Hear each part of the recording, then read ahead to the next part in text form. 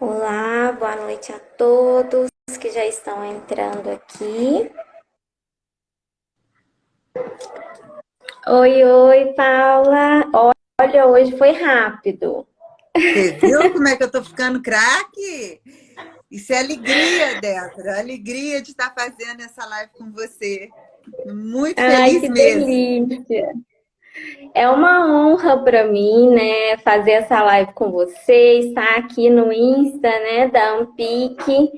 Dar boa noite aí para Andréia, pessoal que está chegando. E para quem aqui do Insta, né, @psicanálise contemporânea não me conhece, eu vou me apresentar e vou apresentar a Paula, né? Eu sou psicanalista clínica, meu nome é Débora Elisa. Estamos aqui nessa data simbólica, né, do dia 8 de março. E essa live é um convite, né, à presidente da Ampic, que a Ampic é um local aí de formação de psicanalistas, concurso de formação continuada também, né? E a nossa convidada hoje, presidente da Ampic, é a psicanalista clínica e didata, autora de 2 livros, Paula Regina, e nós vamos falar hoje sobre mulher, certo? Obrigada, Débora. Parabéns a todas nós, né, mulheres que vivemos nos reinventando, lutando pelo nosso espaço, lutando para sermos aceitas. E essa live eu espero que seja um presente para vocês. Um presente de como se olhar internamente, como descobrir que nós somos belas do jeito que somos, né? Isso que é o mais importante. Então é um prazer. Estou muito feliz de estar aqui abrindo a Semana da Ampic das Mulheres. E nós vamos abrir também aí a semana, né? Que vai ter lives aí a semana inteira, então já vou falar para o pessoal. Hoje vai ser eu e a Paula. Terça, quarta, quinta e sexta também terão lives, e no sábado nós vamos encerrar com o sarau de poesias. Depois eu vou deixar o convite para vocês. Entrem em contato também para saber um pouco mais sobre esse sarau no sábado. Mas, Paula, para falar sobre mulheres e essa data tão simbólica, né? Nós temos aí um cenário de opressão que é histórico milenar. A data de hoje marca, né, eventos de lutas, de manifestações, de reivindicações. O que você acha da gente iniciar falando sobre a escolha do significante Fênix para a live? Fênix, perfeito, Débora. E o Fênix diz muito do ser mulher. Por quê? Fênix é uma ave da mitologia grega que quando ela fica velha, enfraquecida, cansada, ela morre, se destrói inteira, pega fogo, transforma em cinza e das cinzas nasce uma fênix mais bonita, mais jovem e cheia de gás. E isso é o que acontece conosco. Desde muito tempo, nós somos fênix. A gente vive lutando por esse espaço, a gente vive lutando por, não é nem para ser melhor, por igualdade. E a gente vive lutando para a nossa aceitação. Porque uma coisa que eu acho interessante, Débora, é que como a gente se acha feia, tenta julgar, tenta passar maquiagem, tenta fazer várias coisas para agradar o outro. Então, aqui agora é um momento da gente começar a perceber que eu tenho que ser linda, eu tenho que estudar, eu tenho que ser inteligente por nós. Não para agradar ninguém, é pela gente. Se eu gosto do meu cabelo curto, eu vou usar ele curto. Se eu gosto dele comprido, eu vou usar ele comprido. Se eu gosto de ler, eu vou ler. Se eu não gosto de ler, eu não vou ler. E não tem problema. Nós temos que nos impor, empoderar. Não falar de outras mulheres. Não buscar derrubar outras mulheres. E aí existe aquela palavra que eu adoro, né? Conversar. Sororidade. Vamos levantar umas outras, vamos perceber o quanto que é difícil a nossa caminhada, não é fácil. Para chegar onde nós chegamos hoje, quantas mulheres sofreram, quantas coisas foram perdidas. Ainda hoje, eu vejo mulheres, sabe, Débora, falar para mim assim, Paula, eu trabalho o dia inteiro, chego em casa, eu tenho que lavar roupa, eu tenho que passar, eu tenho que fazer comida para o meu marido e tal. Aí eu falo assim, poxa, mas e o teu marido? Não, ele não sabe fazer nada. Eu falo, meu bem, Uhum. ele mora com você. Não é favor que o homem faz. Moram dois seres juntos. E os seres têm que compartilhar juntos todos os afazeres, né? E Paula, você tocou num ponto muito importante que você falou sobre essa questão da beleza, né? Será que eu devo cortar o cabelo? Será que eu uso cabelo longo? Você acha que hoje as mulheres se sentem realmente livres depois de tanto espaço que elas já conquistaram? Você acha que nesse quesito de autoestima, de beleza, elas realmente se sentem livres? Porque depois que elas já conquistaram todos esses espaços, parece que elas ainda sentem vergonha, culpa, entram em negação para falar que elas se preocupam com a beleza, né? O físico elas colocam como uma questão trivial e muitas das vezes não consegue falar de um sofrimento que tem por trás disso. Uhum. Débora, olha só, como diz Einstein, a sociedade vive em espiral, ela vai e volta. Quando estávamos na Belle Époque, que foi um momento muito bacana da vida, né? As mulheres se sentiam livres, ousadas, podiam fazer o que quiserem. Aí o que aconteceu? Foi passando o tempo, foi voltando um patriarcado imenso, onde a mulher ela tem que ser uma Barbie para agradar um homem que às vezes é o Shrek, né? Assim, apesar que eu gosto do Shrek, mas ele não está nem aí. E isso é muito complicado. Olha só, vou contar um caso que aconteceu de uma pessoa que eu encontrei, né, num restaurante, e aí chegou o casal pomposo. O casal pomposo chegou de uma forma seguinte. Ele é fora do padrão, né? Uma pessoa fora do padrão, fora do peso, fora de tudo. Ela, uma Barbie, era um rodízio. Aí ele falou para mim assim, pedimos, né? O que você vai querer? Eu vou querer carne, vou querer isso, vou querer aquilo outro. O que você vai querer? Eu vou querer uma salada. Eu falei, opa, uma salada tá bom, né? Eu também gosto de salada, vamos lá, né? Mas aí ela quis comer uma sobremesa. Na hora que ela comeu uma sobremesa, ele deu um belisquinho nela. Na hora que ele deu o belisquinho nela, eu falei, mas o que significa esse belisquinho? E ela foi pro banheiro correndo. E aí eu fui atrás dela para ver o que poderia estar acontecendo. Cheguei no banheiro, ela estava vomitando. Aí ela falou para mim assim, Paula, eu não suporto mais. Eu tenho que estar no padrão. Se eu não estiver no padrão, esse padrão, ele não fica comigo. E aí eu pensei, falei, poxa, que escravidão. Tentar ser algo para agradar uma pessoa, para quê? Para quê? Para quê? A pessoa que a gente tem que agradar sou eu. Ah, mas meu marido gosta de cabelo comprido. Que ele deixe o cabelo dele crescer, ué. Vai ficar bonito. Se eu quero ficar careca, eu vou ficar careca. Ah, o marido gosta de mulher magra. Ué, mas que ele emagreça, então, ué. O marido, a pessoa que está com a gente, gosta da gente pelo que nós somos. Pelo que nós somos. Pelo que nos faz bem. Por aquilo que nos deixa felizes. Então, você considera, Paula, que, diante de tudo isso que você colocou, né, que essa ditadura da beleza, esse mito da beleza, ele é uma estratégia de uma nova repressão da mulher que acaba banalizando aí esses 20 anos de luta, esses 20, né, são décadas e décadas de luta da mulher e hoje ela acaba encontrando com uma estratégia aí de ódio a si mesma. Exatamente, Débora. E nós temos uma mídia que escraviza isso. Coloca um padrão que é inalcançável. Não existe essa mulher que a gente vê na televisão. Existe a mulher que vocês estão vendo aqui, sem maquiagem, com umas rugas aparecendo, um batonzinho só para tapear, mas não existe esse padrão bonitão que tem. é uma coisa que não tem como chegar e não tem fim. Não tem fim. Porque se você for correr atrás de algo idealizado, você não vai conseguir. Você tem que correr atrás daquilo que te faz bem. E isso demonstra ainda aquele patriarcado. Por que o homem não tem isso? Por que o homem pode ser de qualquer maneira e tá tudo certo?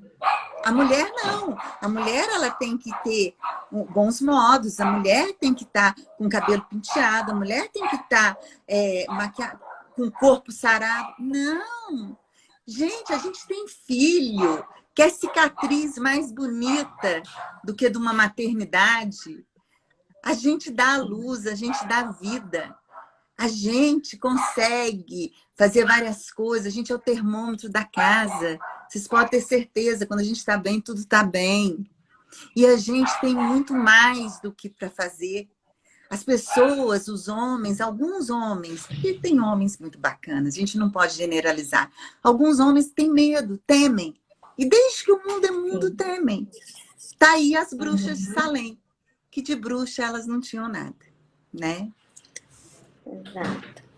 E Paula, para a gente pensar, já que a gente tocou também, né, nesses assuntos, como saber, né? A gente está aceitando esse padrão, a gente está aceitando essa ditadura da beleza, está realmente acessando de forma muito estratégica, muito política, né? Essa é uma forma de reprimir novamente essas mulheres que estavam aí, né, a todo vapor e está conseguindo trazer uma dificuldade, porque antes, vamos voltar lá em Freud, a gente tinha as histéricas. Agora, nós temos os transtornos dismórficos, que a cada 2 passos que você dá, alguém tem esse transtorno dismórfico, né, que está prejudicando mesmo a mulher, seja no trabalho, seja nos relacionamentos, seja em casa, né, seja com ela própria, de acreditar em si, de autoestima. Então, essa estratégia tem ganhado espaço. Mas aí a gente, né, questiona quem que produziu esse padrão, já que quando a gente fala de padrões de beleza, a gente fala de beleza, a gente poderia falar que isso é cultural. Porque se a gente sai daqui e vai para um outro país, a beleza lá é outra. Né? Se a gente está no Brasil é uma, se a gente vai, né, para o Oriente é outra. Por que a gente está aceitando tão fácil algo tão assim, certinho? Tá igualando as mulheres. A gente olha para elas, elas estão iguais. Né? Cada vez que vai para uma cirurgia, cada vez que procura algum procedimento estético, estão nos tornando iguais, ainda mais num país que é tão... O mais bonito, né, desse país é o diverso.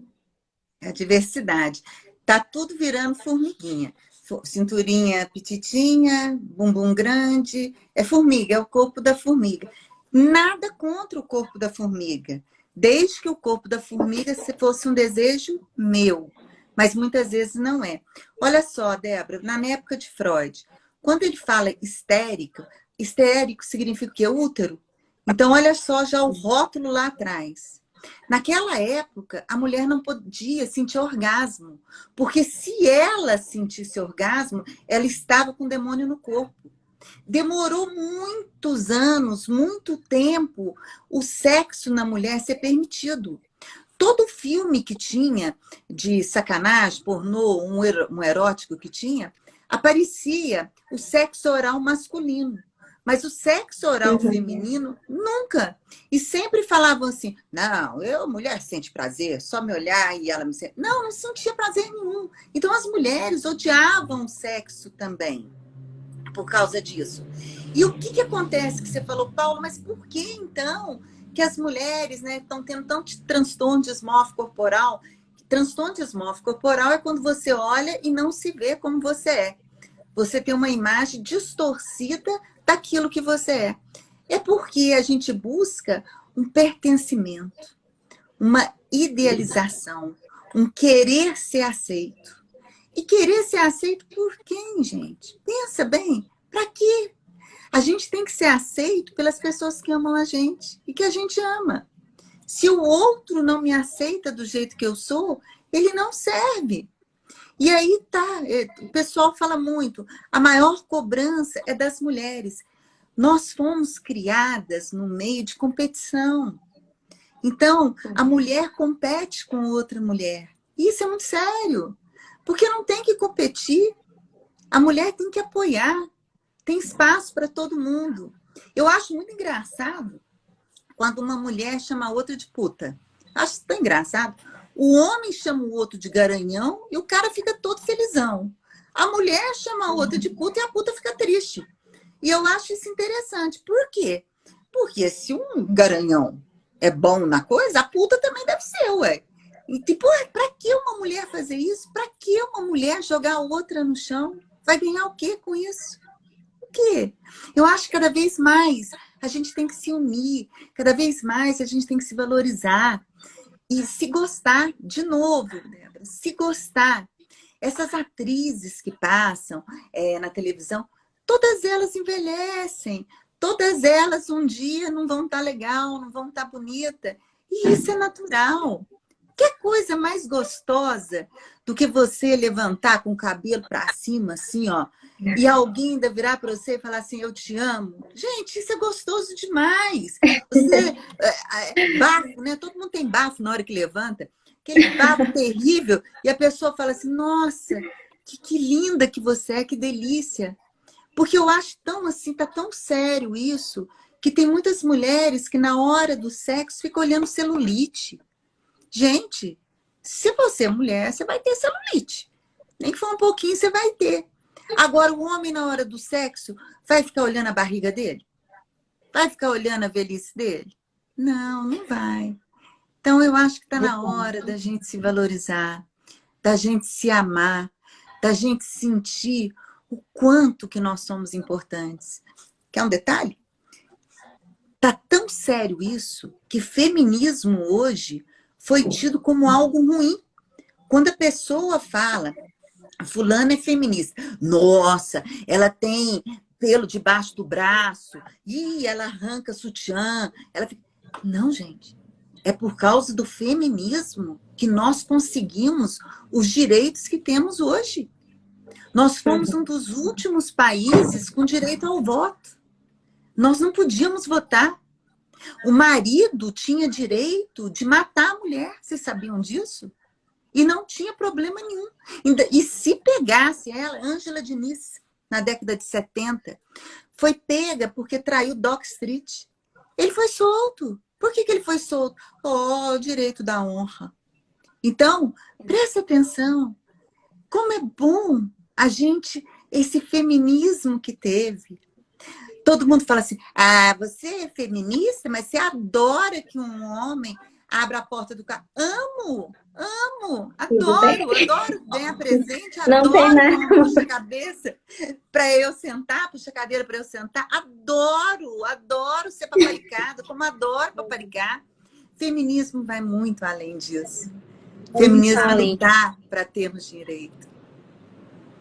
E, Paula, realmente é uma forma até, né, de conseguir diminuir a força, né, recalcar a força desse feminismo quando a gente coloca ele, né, dentro desses rótulos e consegue aí argumentar em cima disso. Mas esse é um movimento, o feminismo é um movimento que foi marcado também por muitos traumas, que foi marcado por muita opressão, né? E aí ele trouxe lá no início muitos traços sintomáticos, né? Traço de conflito, de sofrimento, de angústia, de asco.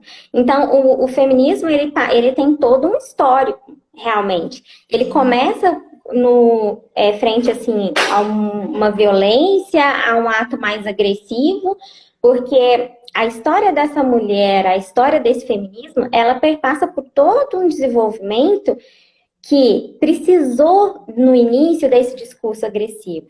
E que no início apresentou, assim, asco pela imagem do homem, chegou, assim, a ter uma negação pela imagem do feminino, né? E aí não sabia muito bem o que era aceitável, o que não era. Mas isso a gente está falando lá no início do feminismo. Quando ele ainda estava ganhando corpo, quando ele ainda estava ganhando forma.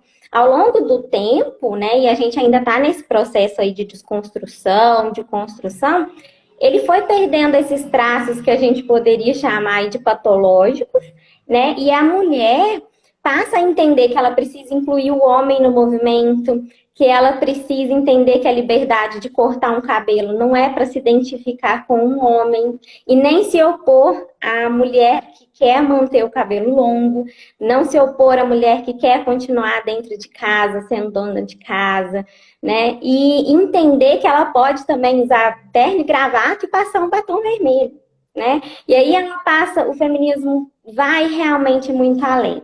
Passa a incluir causas, né, do feminismo negro, causas que incluem questões sociais e econômicas, causas de gênero, das mulheres trans. Então, é tão além que quando essas pessoas colocam e reduzem o feminismo a tentar realmente colocar a mulher como inferior, né? Ah, o feminismo é aquela mulher mais grosseira. E daí, se ela é mais grosseira ou se não é? O feminismo não fala sobre isso, né? O feminismo fala muito além disso. E, Paula, aproveitando, né, que a gente entrou nessa pauta, e sobre o que é ser mulher, pensando aí nas mulheres trans, o que é ser mulher diante de toda esse nossa conversa, diante de todos esses o cenário que a gente tem hoje, como que a gente falaria que o que é ser mulher hoje? Eu vou Ou partir, sempre? eu vou partir, o Débora, do que você colocou de ser mulher trans. Mas antes, eu gostei muito da tua fala de feminismo. Porque, só voltando um pouquinho, essa agressividade no início foi necessária, porque a gente não era ouvida. Então, essas mulheres, a gente tem que agradecer muito, porque elas sofreram muito. Então, assim, eu gostei muito da sua fala, da sua colocação. E aí eu vou pegar primeiro, para ter um entendimento grande, a questão trans. O sexo, existe o sexo biológico, uma vagina e um pênis. E existe um sexo psíquico, tá? Então, o que nós temos hoje são mulheres com pênis, mas são mulheres. A gente não pode negar o feminino delas, porque o sexo não significa que só porque ela tem um aparelho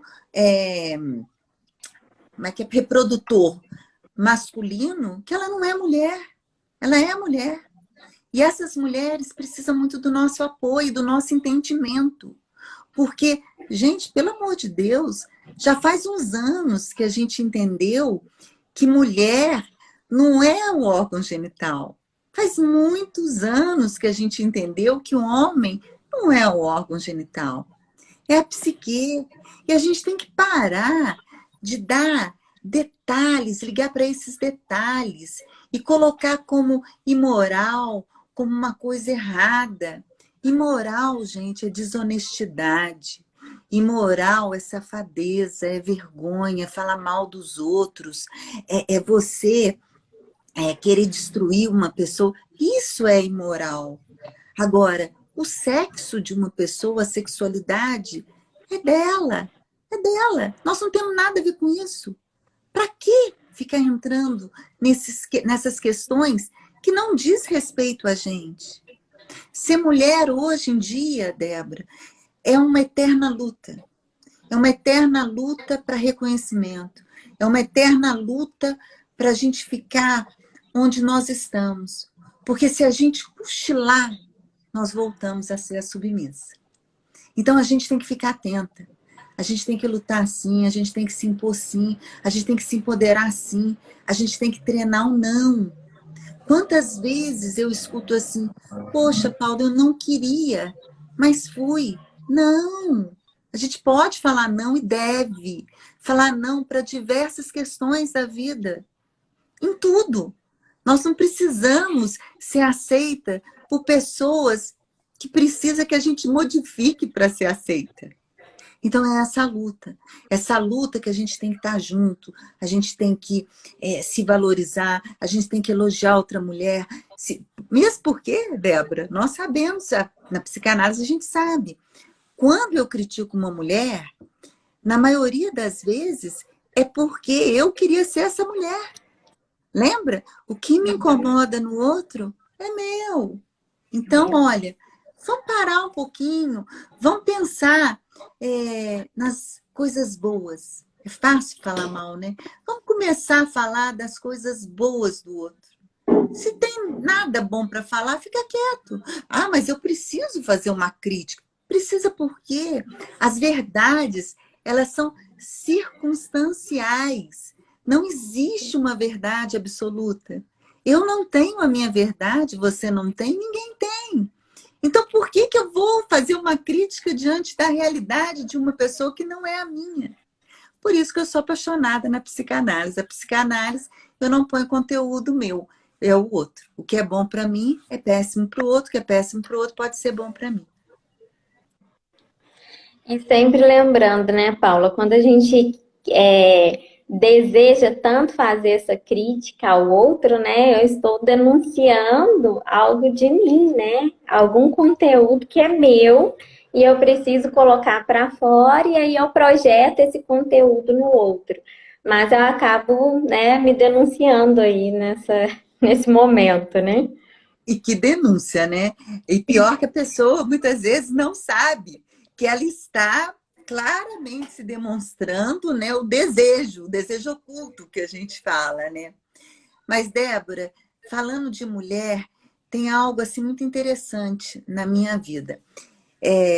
Quando eu penso que eu nasci em 1965 e a televisão estava começando, eu acho até engraçado, porque eu me considero muito jovem. Então, eu levo um susto danado. Falo, nossa, eu nasci em 65 mesmo. Então, eu tive... Lembrando que o inconsciente é atemporal, Paula. Então, Não, meu tem 21. somos jovens. E eu tive, Débora, a felicidade de ter uma mãe extremamente à frente do tempo. Extremamente. E foi uma felicidade e ela me ensinou muito a guerrear. Porque enquanto todas as mães da minha época, da minha geração, ensinavam a bordar, costurar, nada contra, tá? Nada contra.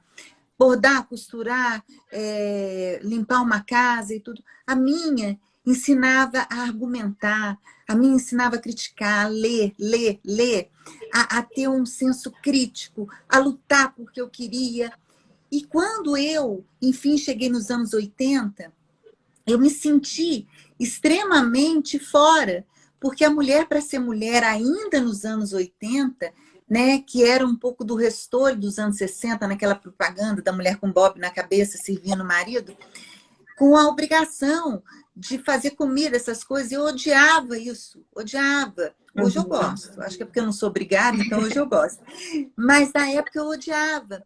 E eu odiava, e a maioria das pessoas ficava sem entender. Nossa, mas que mulher, hein? Que péssima dona de casa. Quem não escuta? Nossa, mas é uma péssima dona de casa. Nossa, mas ela é horrorosa. E eu ficava pensando, falei, gente, mas eu convivo com uma pessoa. Por que ele não é o dono da casa? Claro que ele gosta, né? E aí eu ficava por entender por que a gente não podia ser mais eu. Eu não estou julgando uma mulher que gosta. Eu estou falando das que não gostam, que é o meu caso. Então, havia uma obrigatoriedade que você tinha que cuidar do marido. Que é pior, Débora. Além de cuidar do marido, você tinha que servir sexualmente o marido. Porque se você não servisse sexualmente o marido, você não era uma mulher digna. Ô, gente, pelo amor de Deus. E quem ia gostar de sexo? Porque a mulher, os homens não faziam preliminares. Por quê? Mulher que gemia ou tinha preliminares era puta. Então, a minha esposa não podia ser puta. Puta, eu tinha que ir na zona. Então, dentro de casa, a mulher tinha que ser a dona de casa. Gente, que mulher ia gostar de sexo? Que mulher que ia gostar de ter um casamento? Que mulher? Imagina você Você serve uma comida para o seu amado quando você quer um carinho. Você leva na cama quando você quer dar um carinho. Agora, a partir do momento que isso é uma obrigação para você conseguir algo em troca, é terrível, que nem aquela mulher. Eu não como chocolate, porque se eu engordar 1 quilo, meu marido não me dá presente. Ou, peraí. E outra coisa, eu preciso casar com um homem rico. Não, nós temos que ser um homem rico. Nós temos que estar bem. Nós temos que nos bancar. A gente não pode ser refém de nada, nem de ninguém, a não ser de nós mesmos. Mas, Paulo, isso que você falou, né? Agora pensando aqui enquanto você estava falando, né? Realmente, né? Se o homem, naquela época, que queria reprimir uma mulher, né, começasse a fazer preliminares e deixasse essa mulher experimentar o prazer, né? Olha o risco que ele estava correndo de liberar as pulsões dessa mulher, liberar os desejos, liberar as fantasias, e ele sequer dá conta dessa mulher. Então era mais fácil ele reprimir, não deixar ela sentir prazer nenhum para não ter que lidar com esse posicionamento, né? Não, e olha a questão do ego, porque nós mulheres, nós somos abençoadas em várias maneiras, né? Nós temos orgasmos múltiplos. Né? O homem, Sim. coitadinho, né? Ele tem o orgasmo, depois ele demora um pouquinho até se recompor. Nós não. Nós temos orgasmos múltiplos, músculos, ó o ato Ó, múltiplos. Então, imagina para o homem perceber que a mulher está tendo mais prazer que ele. É uma questão egóica. Imagina como que isso ficaria na cabeça dele. E aí é o homem fálico, né? Ele tem um falo, aí ele tem o quê? Não posso propiciar para essa mulher tanto prazer. Mesmo porque eu não sei se depois que eu propiciar esse prazer, ela vai querer ficar comigo. Então, eu tenho que ter o dinheiro. Eu tenho que bancar essa mulher. Bancando essa mulher, tá tudo certo. Aí ela vai viver aqui na minha mão. Só que não, né, gente? e o pior de tudo, né, eu acredito, foi quando a mulher descobriu que para ter esses orgasmos múltiplos, ela não precisa do homem. Ela mesma pode fazer isso à vontade, com muita facilidade e tranquilidade e dependendo só dela, né? Então, assim como você colocou, a mulher pode ser, né, o famoso homem rico, né? O dinheiro também ela pode ter, mas o mais gostoso é que os orgasmos múltiplos ela não precisa de ninguém, né? Não, de ninguém. E que eu acho mais interessante, coitada, ainda existem homens, neandertal, né? Aquele homem bem assim, cabeça coisa, que eles ainda acham que o falo deles, para quem não sabe, o falo é pênis, que o pênis dele é tudo, né?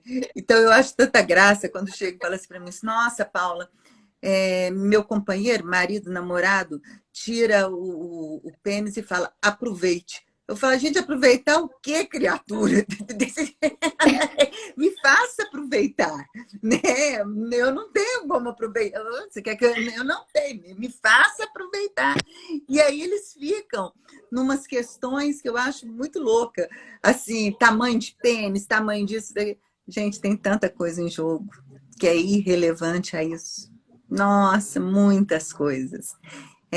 E a gente tem um estudo, sabe, Débora, que fala da nossa importância, né? Hoje é o Dia, né, Nacional, né, da Mulher, que daqui 20 milhões de anos, eu acho muito interessante o homem, tá? Não vai ter homem, vão ser só mulher, que nós vamos conseguir se reproduzir.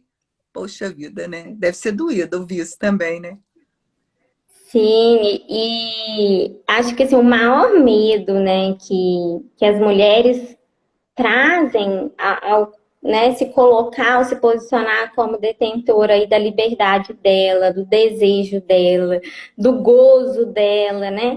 É exatamente esse risco. O homem, eu acho que muitas das vezes ele se sente ali numa angústia aniquiladora de pensar que essa mulher não precisa dele. né? Sendo que o que a gente precisa é mulheres, mulheres com homens, é de amor nos relacionamentos e nos relacionamentos, assim, pode ser relacionamento afetivo, pode ser relacionamento de amizade. O que a gente precisa mudar é essa concepção de que eu preciso dominar essa mulher para que ela exista.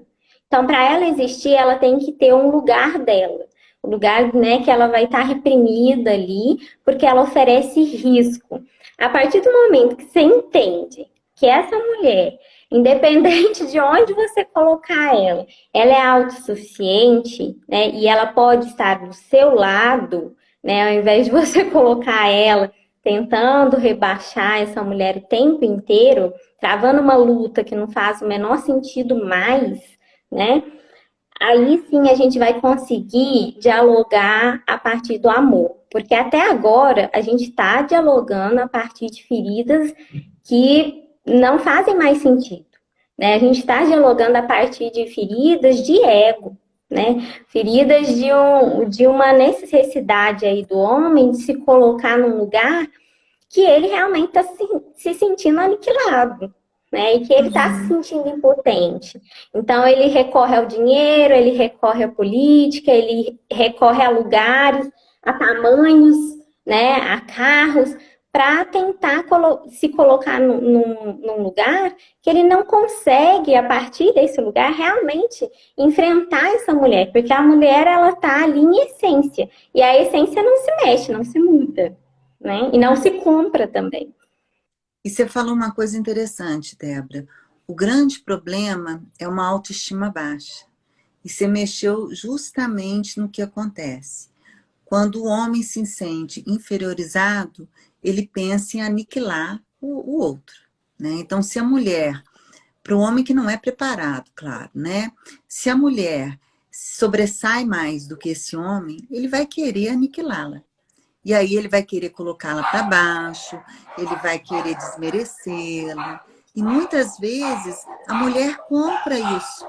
Ela compra esse desmerecimento, vai chamar ela de feia, de horrorosa, sendo que ela não é.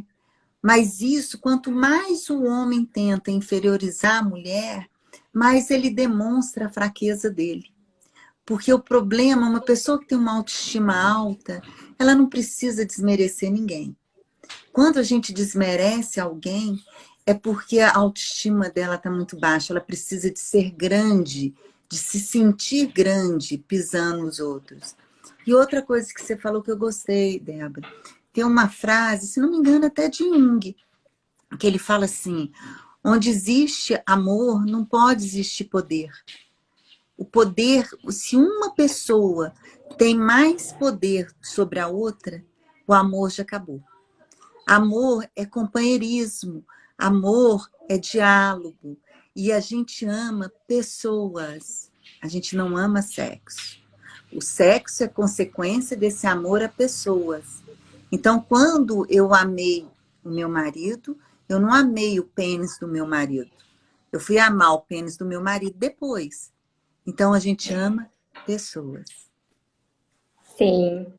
Olha só, Paula, a Beth colocou aqui nos comentários, né, que no México, no ano passado, nesse dia, a mulher não foi trabalhar, não saiu nas ruas e foi feito um dia sem mulheres. E uma conhecida dela que morava lá disse que realmente foi muito impactante. Sim, sim. Tem algo que a gente precisa conversar muito. O homem, a maioria, tem um complexo de Édipo muito mal resolvido. Então, o que ele quer, na verdade, é uma mãe, né? E a mulher, na maioria das vezes, tem um complexo de Édipo bem resolvido, porque ela primeiro aniquila, né? Por causa da mãe, depois ela se identifica. Então, ela tem um complexo de Édipo diferenciado. E aí, o que que acontece?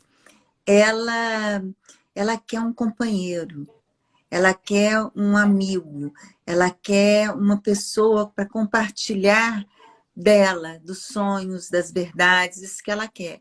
E muitas vezes o homem quer uma mulher para lavar, passar, cozinhar, fazer as vontades. E aí é complicado, porque vai haver um desequilíbrio. Existem mulheres que gostam disso, gostam, e que fazem muito bem e não tem problema nenhum. Mas eu volto a falar, a minha crítica é aquelas que se sentem obrigadas a fazer por uma sociedade patriarcal. A cumprir aí uma função que foi colocada para ela, né? E um outro medo, né, Paula, que a gente, isso que você colocou, né? A gente ama pessoas, né? A partir do momento que você dá liberdade para a mulher de gozar sozinha e de amar pessoas, não necessariamente essas mulheres vão estar com homens, né? Então isso já é outro ponto aí que já fere também esse lugar aí do homem viril e do homem que é desejado pelas mulheres e que, né, pode estar sendo ali disputado também pelas mulheres, né? Muitas das vezes ele acaba deixando de exercer qualquer tipo de função ali para ela, né? Então, essa liberdade que a mulher vem conquistando, né, gera medo. E olha como que o homem é frágil, né? Tem medo da sexualidade. Duas mulheres se relacionando não é tão agressivo para o homem. Mas a maioria dos homens não suporta ver dois homens se relacionando. Porque duas mulheres se relacionando faz parte do fetiche masculino. Dois homens se relacionando, não, eu não posso aceitar isso. Então, olha a fragilidade deles. Eles muitas vezes não se permitem a um sexo completo por medo de ferir uma masculinidade hipotética.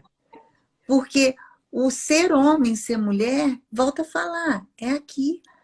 Agora, se nós mulheres soubéssemos aproveitar a força que nós temos, o que nós somos, e se nós nos uníssemos, eu acredito que o mundo estaria bem diferente. Existem homens bons, existem homens maravilhosos, como existem mulheres que não são boas, não são maravilhosas. Mas eu estou falando dessa pulsão, dessa genética que a gente carrega ao longo da nossa vida. E Paula, você falou agora aí num ponto, você falou sobre a nossa força, né? Conta um pouquinho pra gente de onde você tirou, né, a inspiração aí nos livros trazendo Hestia. Por que Hestia, né? Para quem não sabe, gente, a Paula fez dois livros. Um é Encontrando Hestia e o segundo Segredos de Hestia. Por que você escolheu, né, dentre todas aí a mitologia, trazer Hestia? Entre todas as deusas, né? A Débora eu chamo de Minerva.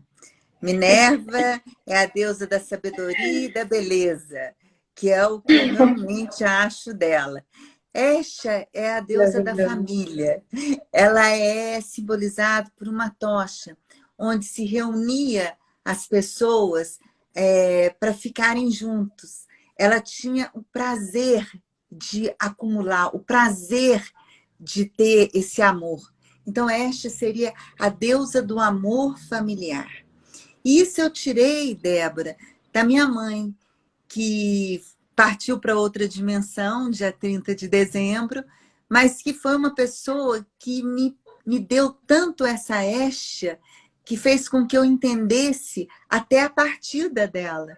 Então, assim, é claro que estou vivendo ainda um luto, mas ela fez com que eu percebesse o quanto é importante a gente viver cada dia, o quanto é importante a gente ter a família. Ela falava muito para mim, olha como Estia, a gente tem que ser família urso, a gente tem que estar todo mundo junto, a gente tem que se amar, a gente tem que se respeitar. Isso não significa que tem famílias ruins, mas quando tem famílias ruins, tem amigos que se tornam família. Então essa Estia, esse fogo, é o que fazia essa união. Então se juntava na casa, diante dessa deusa, para poder conversar, trocar e valorizar.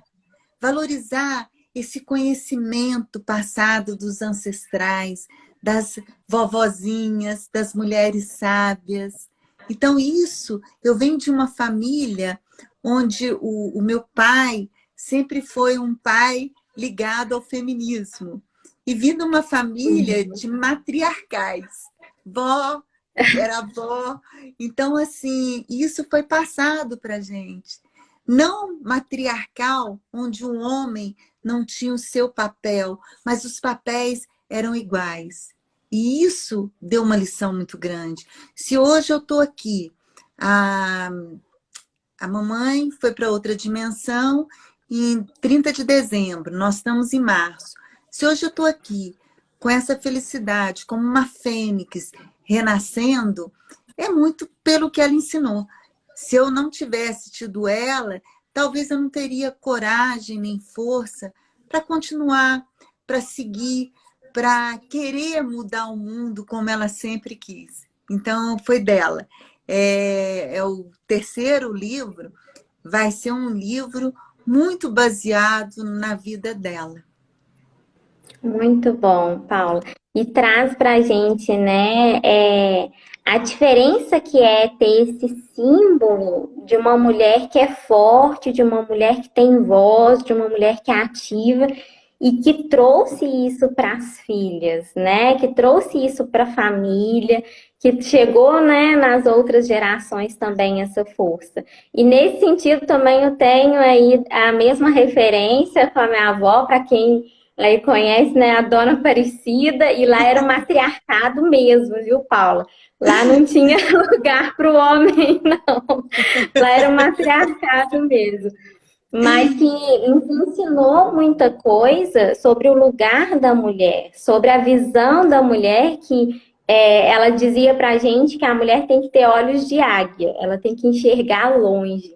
Então, isso já mostra o quanto que para elas, né, para a minha avó, para a sua mãe, para a minha mãe, o quanto que elas precisaram estar à frente do tempo para trazer esse tipo de visão, para trazer esse tipo de simbólico, esse tipo de posicionamento para a mulher que na época estava assim reprimida.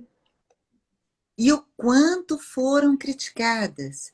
Porque toda mulher que é à frente de seu tempo, ela é criticada. Imagina, na minha casa, Débora, era uma casa de psiquiatra e artista. Então eu cresci com o estigma, a Paula, filha do Chico Louco. Se a Paula é filha do Chico Louco, louca ela é. E a mãe é artista. Então eu cresci numa casa onde não havia preconceitos, não havia nada, frequentava todo tipo de gente. E isso fez muito bem para mim, para os meus filhos, para quem convive com a gente, porque eu nunca tive que conversar com os meus filhos sobre nenhuma questão de gênero. Eles cresceram sabendo o que é certo e o que é errado, mas sem um olhar preconceituoso. Na minha casa, nunca se ouviu falar em questão de racismo, porque racismo, xenofobia, nada, porque todos entravam lá, todos. Então a gente cresceu dessa maneira. E aí, o que a gente vê? Olha como que importante é o exemplo. O que a gente fala não significa quase que nada. Agora, o nosso exemplo diz muito. E uma Dona Aparecida, uma tia Vera, ela faz com que mude as realidades. E quantas outras? A gente tem tantas histórias, tantas mulheres aí anônimas, que são eixas e que fizeram da família. Isso é muito bonito.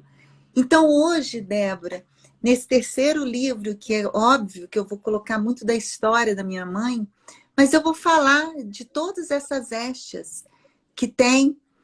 Eu tenho uma tia muito querida, que é uma Estia também, que mora em Belo Horizonte, e que luta também, que é uma matriarca de um jeito um pouquinho mais doce. A mamãe era brava, né? A mamãe era uma Dona Aparecida, mas que também tem essa pegada. Então, eu vou tentar escrever essa Estia que existe em cada um de nós. Porque a partir do momento que somos mulheres, a gente tem essa tocha. Cabe a nós acendê-lo ou não. Perfeito, Paula.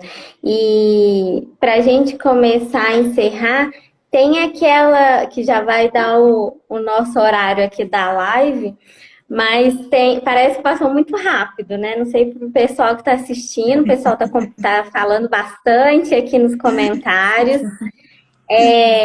Mas tem uma música da Maria Gadu, se chama Dona Sila, né? E eu acho que quando você fala que vai escrever sobre essas ésties, né, que são anônimas, existe uma parte lá que ela fala, né?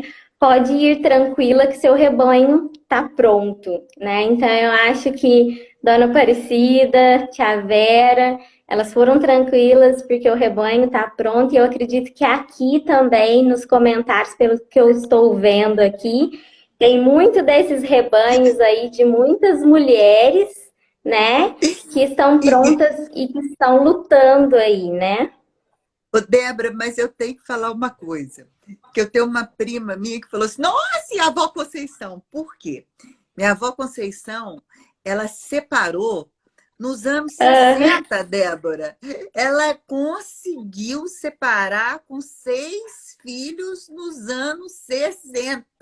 O que que significou isso? Imagina, Débora. Então a gente vem, né, Débora, de uma linhagem assim interessante. Agora, todos nós, precisamos dar a mão, precisamos olhar para a gente, se valorizar, deixar que ninguém nunca, nunca desmereça a gente. Deixar que ninguém fale o que devemos. A gente não deve nada, a não ser para nós mesmos. perfeito. E para encerrar aqui para todo mundo, gente, queria agradecer a presença de todos. Isso que a Paula falou aí agora, né? Sobre esse acolhimento das mulheres com as outras mulheres, né? Freud deixou uma pergunta, né, Paula? Que ele disse que ele não conseguiu responder o que querem as mulheres. E aí acho que a gente hoje consegue responder para ele que as mulheres querem poder desejar o que quiserem, né? O que elas Exatamente. quiserem. E a gente acolhe todo mundo nessa. E olha, Débora, a gente quer tudo e muito mais.